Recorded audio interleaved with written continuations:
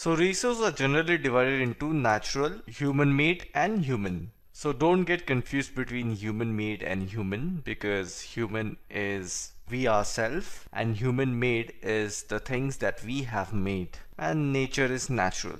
So let's read about natural resources. So by the name you can figure out that it is drawn from nature and we use it with a little bit of modification. As we have read earlier, it is of no use if you don't know how to apply the knowledge. With modification, we can use the resources that are provided by nature.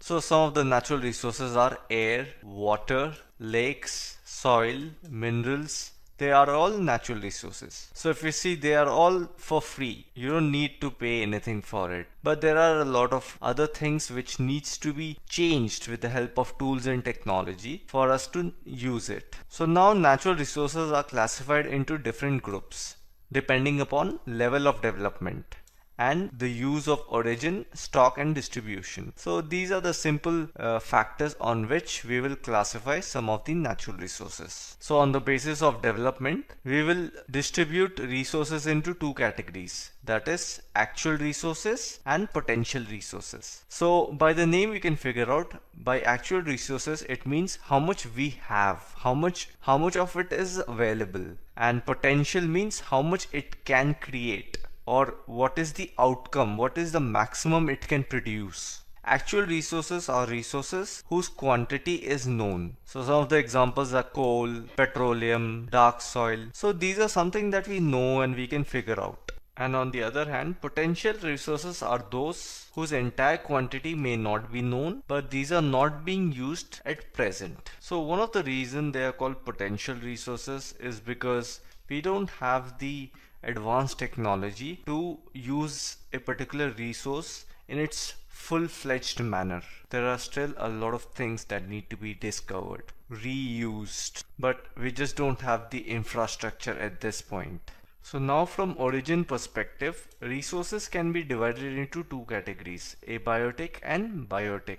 It's simple, just remember, abiotic means non-living things and biotic means living things. So just an additional A, which means non-living things like soils, rock and minerals, they all fall under abiotic. But plants and animal, they all fall under biotic resources. Further, natural resources can be broadly categorized into renewable and non-renewable resources. I guess you know all about this. Renewable means which can be renewed again and again, and non-renewable is the opposite of it. So they can be renewed or replenished quickly. So some of the examples are solar and wind energy.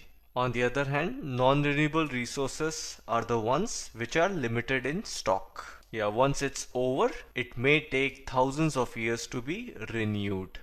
Based on the distribution, resources can be divided into two categories, ubiquitous and localized. The meaning of ubiquitous is it is found everywhere, like air, and the meaning of localized is which is found only in certain places, like copper and iron ore. So this is an important point. The distribution of natural resources depends upon the number of physical factors like terrain, climate and altitude. And always remember, distribution of resources is unequal. That's why we have iron ores and other mineral resources at specific places and not all over the country.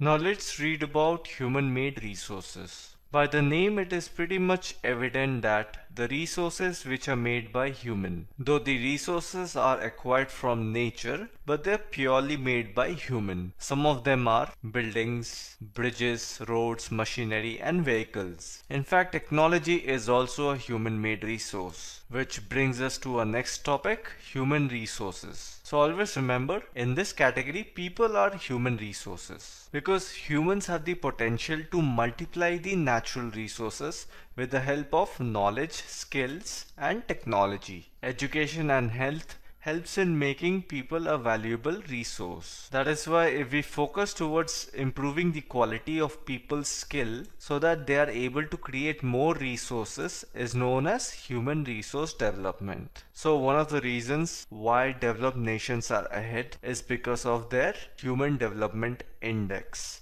which is pretty much high because their quality of skills, that is given to people is much higher than other countries. Or in other words, we say they have a lot of opportunities to grow in life. After reading various types of resources, let's move on to conserving resources. How to protect resources and conserve them for our future.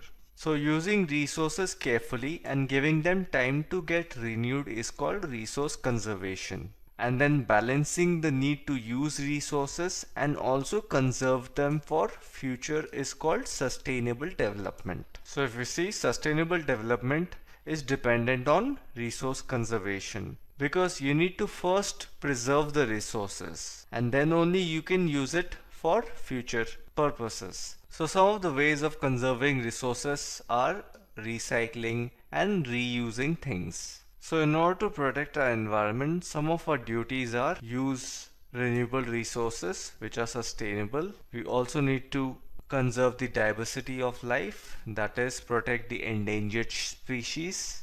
We also need to cause minimal damage to the natural environment system, less cutting of trees. We need to preserve soil erosion as well. So these are the things that can ensure that we can maintain and preserve the life support system that nature provides. So with this, we have come to an end of this chapter.